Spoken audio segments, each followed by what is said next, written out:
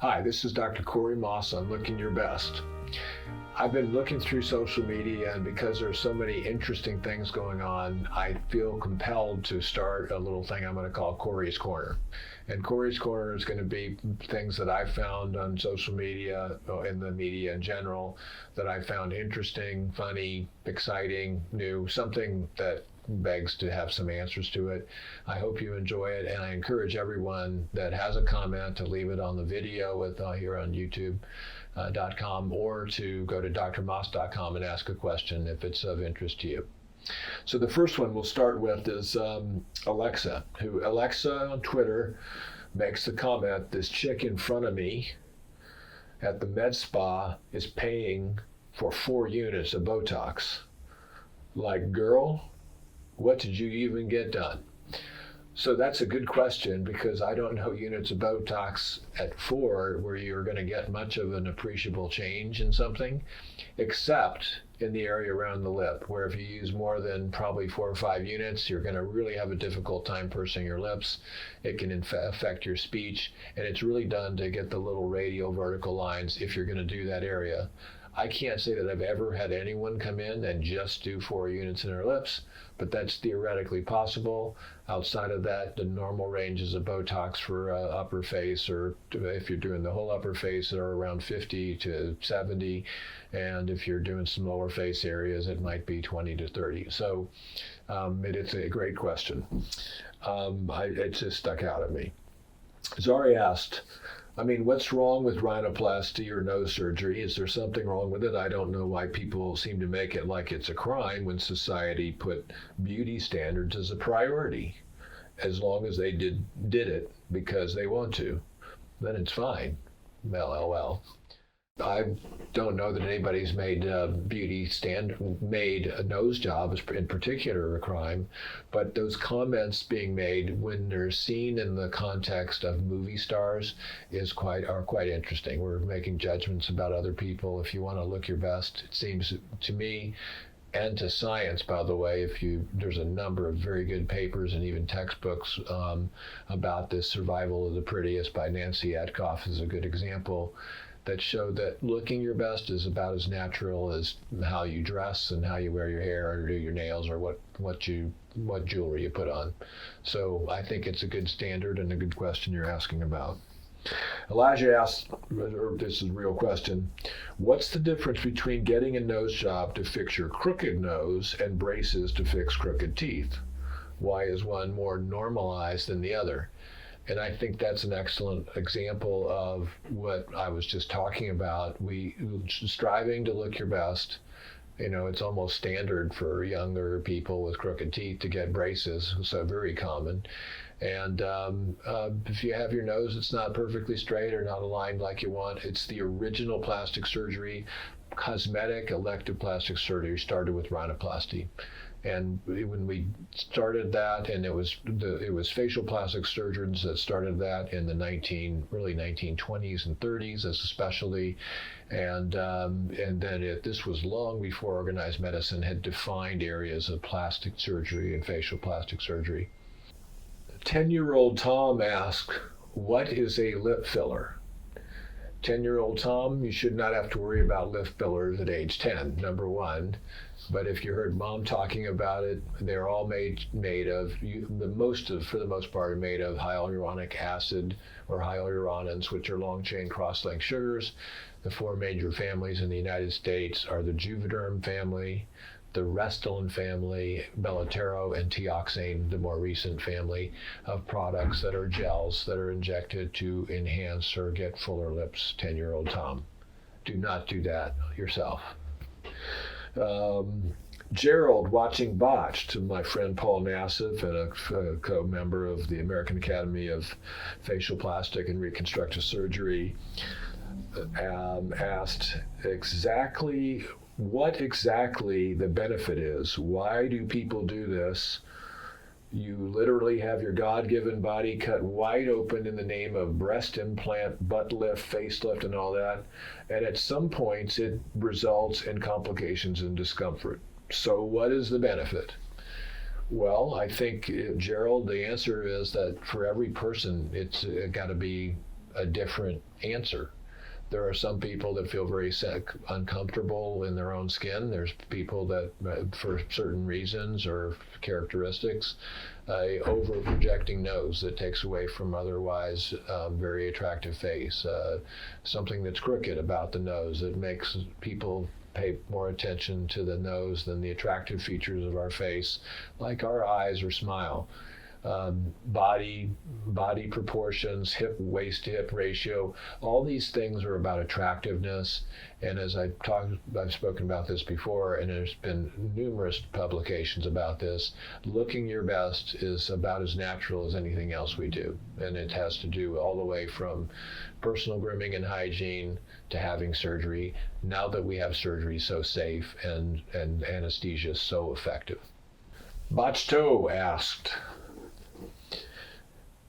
anyone ever gotten a dent in the bridge of your nose, or what we call the dorsum, a dent, a dip, after septoplasty? That was his question.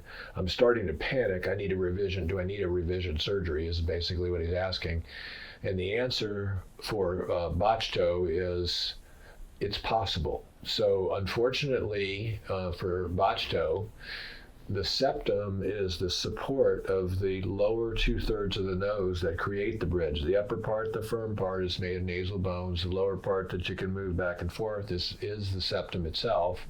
So the septum goes from the top of your nose down to the bottom, and it goes from the front of your nose here all the way to the back of the throat. It's the partition between the two sides, or the two nostrils, if you will.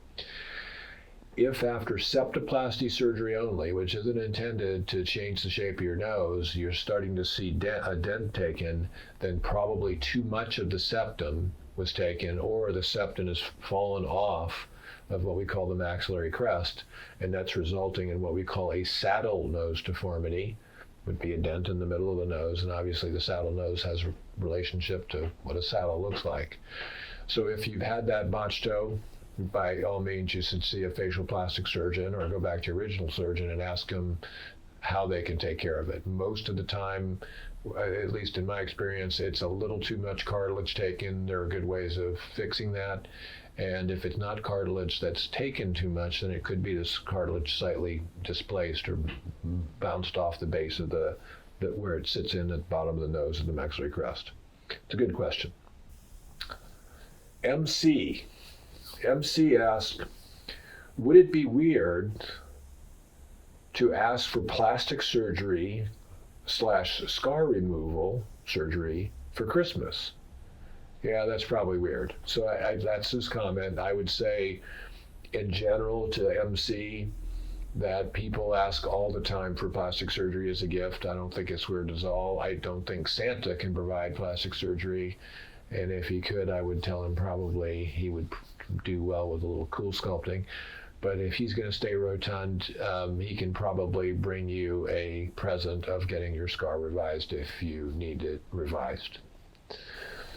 Nikki Law commented, you can have an ear reduction, you know. How? Well, this is a good question, because ears on people vary in size. And within the high 90th percentile, the ear is about 6 centimeters long in adults, literally. And I've measured a lot of ears over the years. So generally when we rebuild, and ears, by the way, are full size by the time you're about 6 or 7 years old. So you can put an ear that's sticking out back when you're 6 and not change the shape or growth of it, change the shape so it's more shapely, but not change how it looks in the adult form, and not change the overall good appearance of an ear.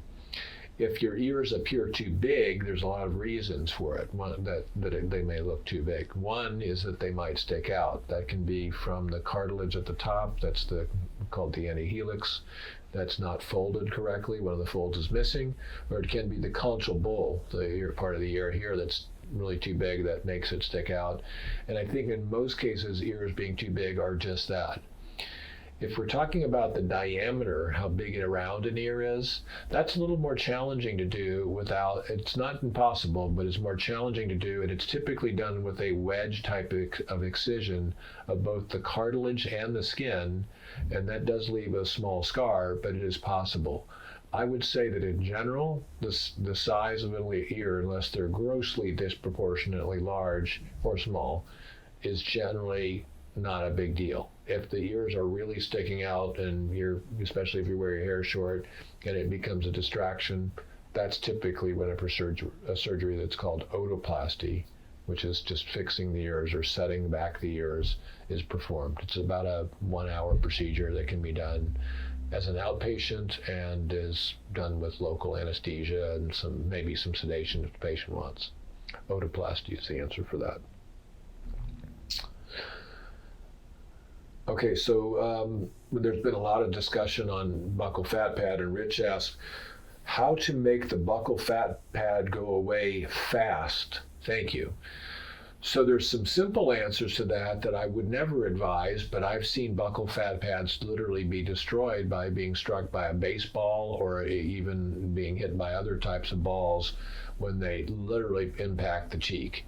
And there's a reason for that. There's one major vessel. The buccal fat pad sits right under the cheekbone here, just to the side of the mouth. It's deep in the deeper tissue, but it is in its own compartment, and it's an isolated single large fat pad. It doesn't have any particular function that we know of. If it's large, it can make you, and you're already having a really round face, it can make you look rounder, if you will.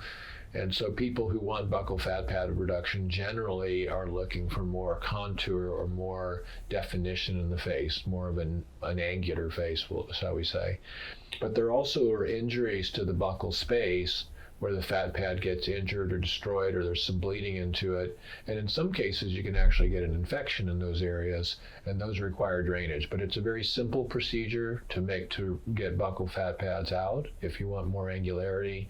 And it's also a relatively simple and straightforward procedure for people who have an injury to one side of a buccal fat pad and they want the other to match. And the treatment is to get the other buccal fat pad out, generally speaking. There's ways to augment that area too with fat, but there's a lot more buccal fat pad excision than there is augmentation or buccal fat pad area augmentation. In general, buccal fat pads are important in facial contour, and for people that have particularly round faces, it's a nice approach to giving them a little more shape and a little more angularity. If you have any questions about buccal fat pads, noses, or any of the other comments we made today, don't hesitate to go to YouTube or comment on this video, or you can go to drmaas.com where you can post questions and I'm happy to answer them. They can be written or video or pictures can be included, all of the above. And this is Dr. Corey Maas on Looking Your Best.